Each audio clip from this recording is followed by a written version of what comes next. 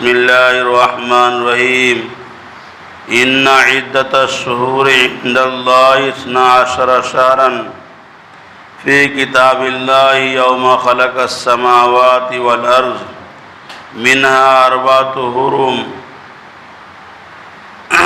ذلك دين القيم فلا تظلموا فيهن أنفسكم صدق الله العلي العظيم وقال النبي صلى الله عليه وسلم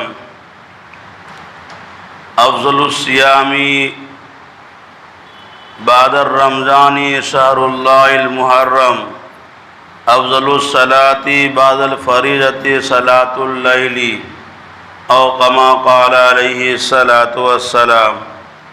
بزرگوں اور مسلمان بھائیوں، اللہ تبارک و تعالیٰ کا لاکھ لاکھ شکر احسان ہے کہ اللہ تبارک و تعالیٰ نے ہم سب کو ایمان کی دولت سے نوازا۔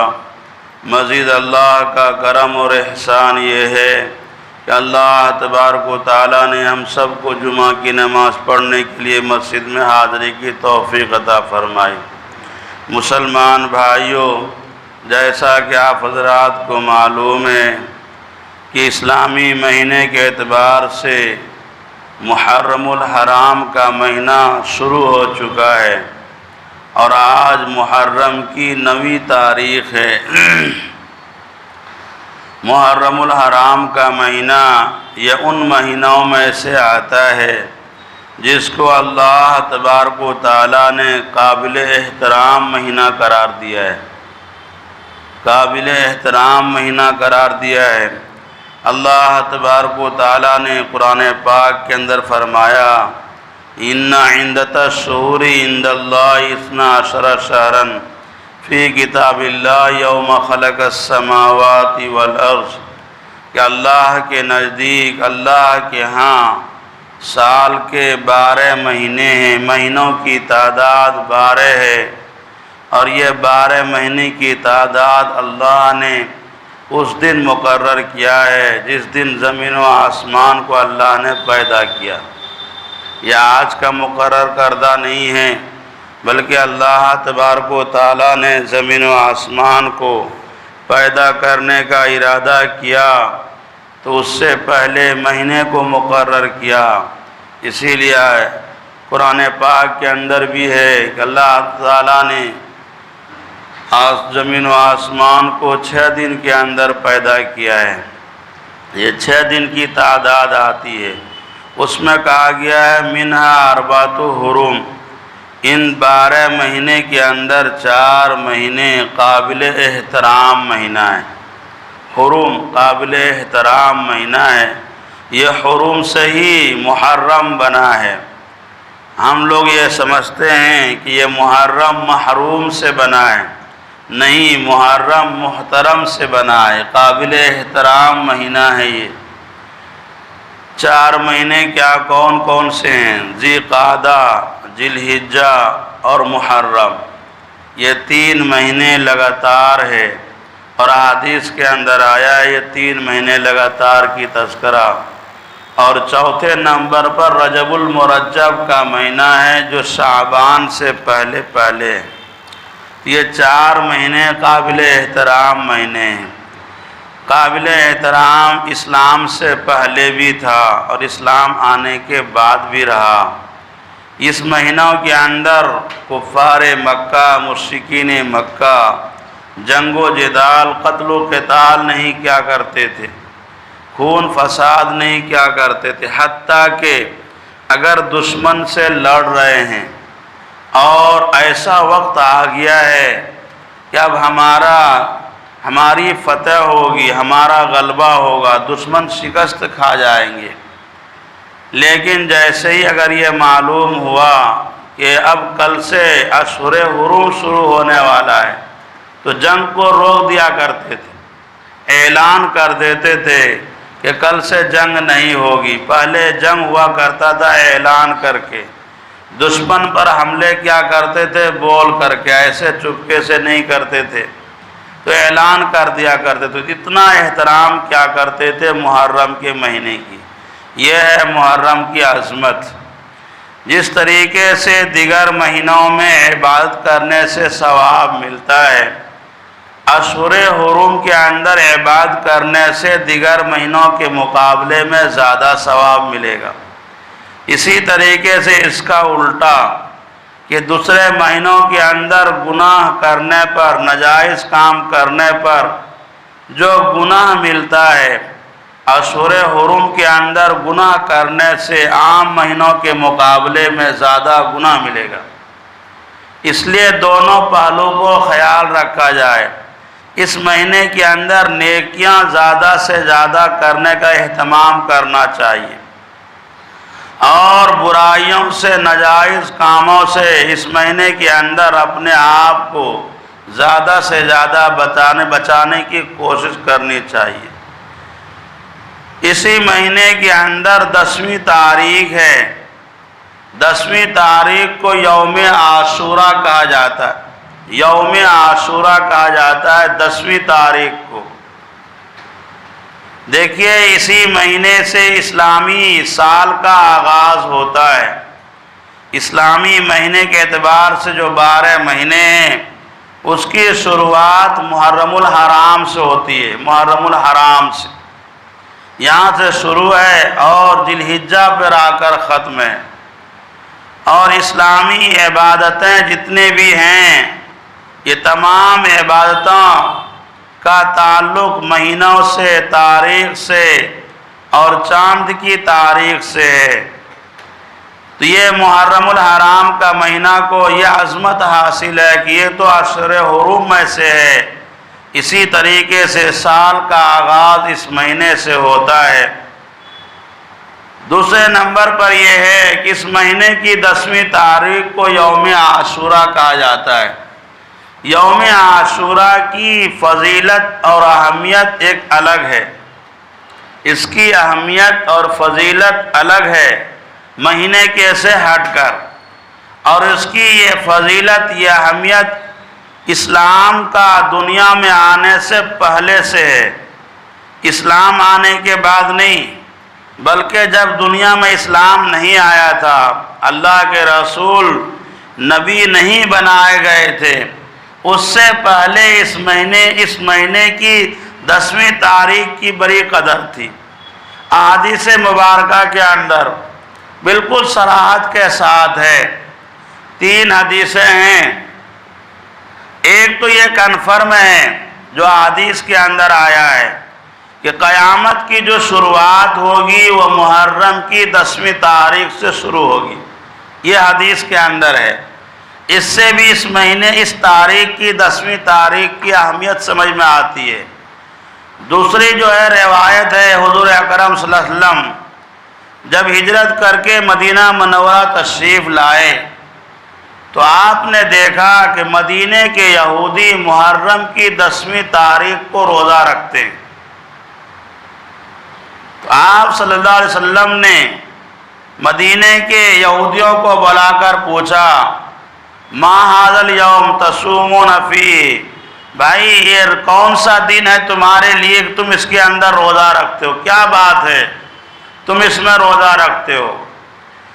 تو یہودی مدینہ نے جواب دیا، ھذا یوم عظیم، یہ دن ہمارے لیے بہت عظیم الشان دن ہے، بہت بڑا دن ہے، یہ ہمارے لیے بڑی تاریخ ہے۔ کہا کیا ہوا اس کے اندر؟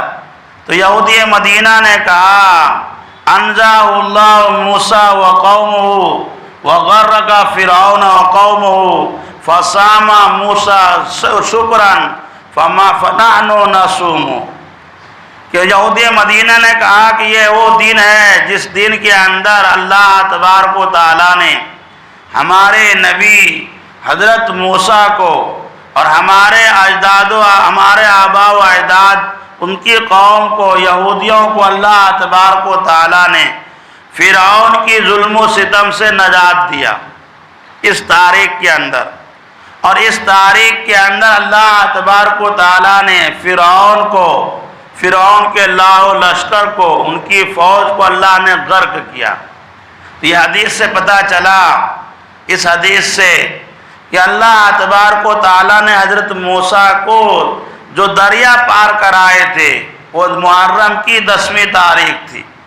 فرعون کو اللہ نے غرق کیا دریا کے اندر، ان کے لاؤ لشکر کو تباہ برباد کیا، وہ محرم کی 10 تاریخ تھی۔ فصام موسیٰ شکرن، یہودی مدینہ نے کہا حضرت موسیٰ نے شکرانے میں اس تاریخ کے اندر روزہ رکھا ہے، فَنَحْنُ نَصُومُ، تو ہم بھی اس تاریخ کے اندر اس کی اتباع کرتے ہوئے روزہ رکھتے ہیں۔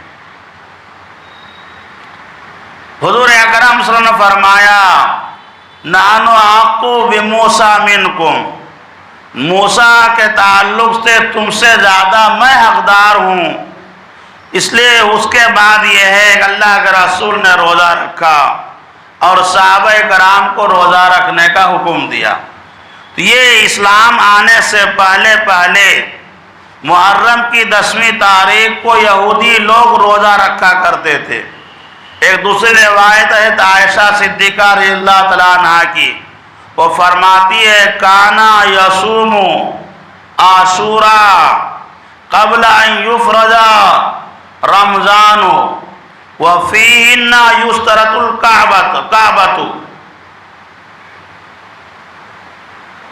کہ حضرت عائشہ فرماتی ہے کہ کفار مشرکین عاشورہ کا روزہ رکھا کرتے تھے۔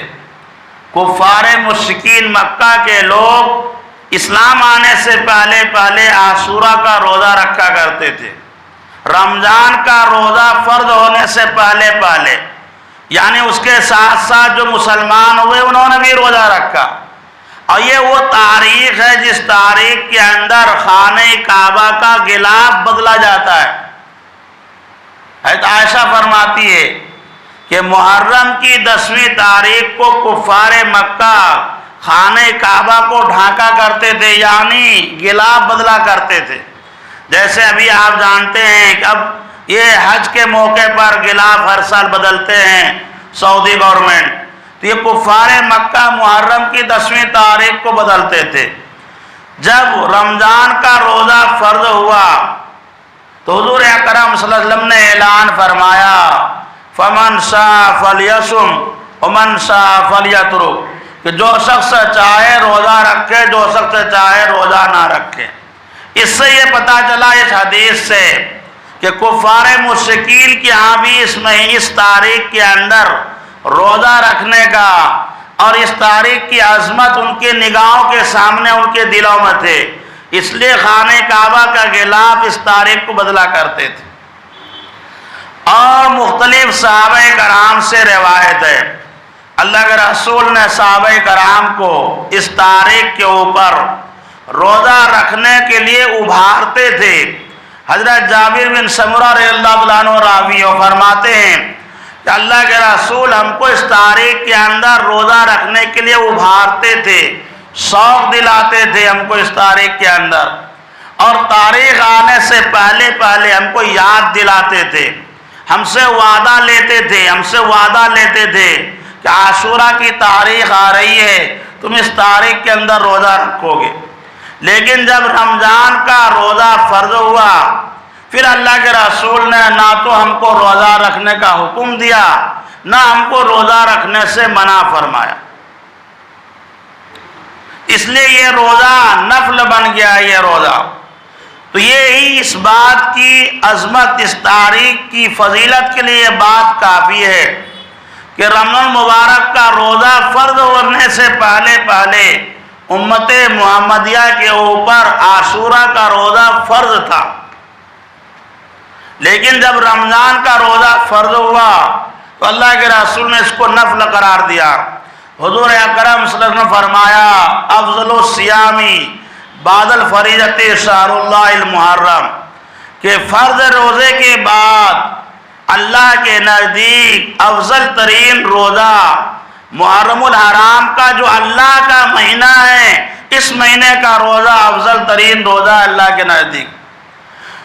افضل الصلاۃ بعد الفریضۃ صلاۃ اللیل، کہ فرض نماز کے بعد اللہ کے نزدیک افضل ترین نماز صلاۃ اللیل تہجد کی نماز ہے اللہ کے نزدیک۔ اس حدیث کے اندر اللہ تبارک و تعالیٰ نے محرم کو شہر اللہ کہا ہے، اس سے اس مہینے کی عظمت سمجھ میں آتی ہے کہ اللہ تبارک و تعالیٰ نے اس مہینے کو خاص طور پر اپنے طرف نسبت کیا ہے۔ بھئی زمین و آسمان اللہ کی ہے، رات و دن اللہ نے بنایا ہے، کائنات کا ذرہ ذرہ سب اللہ کی ہے، اللہ کے علاوہ کوئی اور اس کا حقیقی مالک نہیں ہے، لیکن اللہ نے اپنے طرف نسبت کیا عظمت کے لیے۔ کعبہ کو اللہ نے کعبۃ اللہ کہا، بیت اللہ کہا، کہ مسجدوں بہت سارے گھر ہوتے ہیں لیکن کعبہ کو بیت اللہ کا ہے۔ مسجد کو کہا جاتا ہے، یہ بھی عام گھروں کی طرح ہے، لیکن کہتے ہیں یہ بیت اللہ، خانہ خدا، یہ اللہ کا گھر ہے، تو عظمت کے اظہار کے لیے ہے۔ ایسے ہی محرم کے مہینے کو اللہ کے رسول نے فرمایا شہر اللہ، کہ اللہ کا یہ مہینہ ہے۔ اور حضور اکرم صلی اللہ علیہ وسلم نے فرمایا، حضور اکرم صلی اللہ علیہ وسلم نے فرمایا کہ میں یہ گمان کرتا ہوں جو شخص عاشورہ کا روزہ رکھے گا، یعنی محرم کی 10ویں تاریخ کا روزہ رکھے گا، میرا یہ گمان ہے کہ اللہ تبارک و تعالیٰ اس کے 1 سال کے پچھلے صغیرہ گناہ کو معاف فرما دیں گے۔ یہ روزہ رکھنے کی یہ فضیلت اور یہ اہمیت ہے۔ ایک دوسری حدیث کے اندر یہ ہے اس تاریخ کے تعلق سے کہ جو شخص عاشورہ کے دن اپنے بال بچوں پر، اپنے گھر والوں پر سخاوت کا مظاہرہ کرے گا، وسعت کا مظاہرہ کرے گا، عام دنوں کے مقابلے میں عاشورہ کے دن اپنے بال بچوں کو بڑا چڑھا کر خرچ دے گا، اللہ تبارک و تعالیٰ پورے سال اس کے رزق کے اندر برکت وسعت فرمائیں گے۔ یہ حدیث ہے، یہ حدیث سند کے اعتبار سے ضعیف ہے، لیکن متعدد روایت سے یہ حدیث آئی ہے۔ تو عاشورہ کے دن یہ 2 باتیں کرنے کی ہے، ایک روزہ رکھنے کا ہے اور دوسرا اس تاریخ کے اندر اپنے بال بچوں کے ساتھ سخاوت کا مظاہرہ کرنا ہے۔ اس کا یہ مطلب نہیں ہے کہ آپ بدعت و خرافات کے اندر پڑ جائیں، بلکہ تطبیق کے لیے یہ ہمارے بزرگوں نے کہا ہے کہ آپ عام دنوں کے اندر جو آپ کے بال بچوں کو خرچ دینے کا معمول ہے، گھر میں کھانا بنانے کا معمول ہے، آپ اس کے اندر تھوڑا اضافہ کر دیں، تھوڑا اضافہ کر دیں۔ اگر آپ 10 روپیہ دیتے ہیں بچوں کو خرچہ تو آج 15 روپیہ دے دیں، کچن کے لیے آپ 100 روپیہ دیتے ہیں تو آج 150 روپیہ آپ دے دیں خرچ کے لیے، عام دنوں سے ہٹ کر آپ کھانا بنا لیں۔ دیکھیے ان تمام باتوں سے یہ پتہ چلا کہ عاشورہ محرم کی 10ویں تاریخ کی عظمت یہ اسلام سے پہلے تھا، اور اسلام آنے کے بعد اسلام نے اس کو باقی رکھا۔ صحابہ کرام کے سامنے جب یہ بات آئی تو صحابہ کرام نے اللہ کے رسول سے کہا ہے اللہ کے رسول اس تاریخ کے اندر یہودی روزہ رکھتے ہیں، ہم بھی روزہ رکھیں گے تو متشابہ ہو جائے گا، آپ نے تو یہودیوں سے مخالفت کرنے کے لیے کہا ہے۔ تو اللہ کے رسول نے فرمایا کہ دیکھو اگر آئندہ سال میں باقی رہا تو ضرور بالضرور 9ویں تاریخ کا روزہ رکھوں گا۔ اس حدیث سے یہ نکالا ہے کہ عاشورہ کی 10ویں تاریخ کے روزے کے ساتھ ساتھ ایک روزہ بڑھا دیا جائے کم سے کم، یا تو آپ پہلے بڑھائیں 9ویں تاریخ کو روزہ رکھیں، 9ویں تاریخ کی سرات عادی سے، یا پھر آپ 11ویں تاریخ کا روزہ رکھیں تاکہ یہودیوں سے مناسبت نہ ہو، مشابہت نہ ہو۔ یہ 2 کام کرنے کے ہیں عاشورہ محرم کی 10ویں تاریخ کو، اور ہمارے معاشرے میں جو باتیں پائی جاتی ہے ہم سے زیادہ آپ حضرات جانتے ہیں، اس کا اسلام سے مذہب سے کوئی تعلق نہیں۔ دیکھیے یہ اتفاقی بات ہے کہ اسی تاریخ کے اندر شہادت حسین کا واقعہ پیش آ گیا، اتفاقی بات ہے۔ اور تاریخی حقائق کے اعتبار سے عاشورہ محرم کی 10ویں تاریخ کو بڑے بڑے واقعات رونما ہوئے تاریخی اعتبار سے۔ اتفاقی بات ہے کہ محرم کی 10ویں تاریخ کو حضرت حسین کی شہادت کا واقعہ بھی پیش آ گیا۔ اب ان کو واسطہ بنا کر اسلامی معاشرے کے اندر مسلمانوں کے ہاں طرح طرح کی رسم و رواج، بدعت و خرافات پائے جاتے ہیں جس کا اسلام سے کوئی تعلق نہیں ہے۔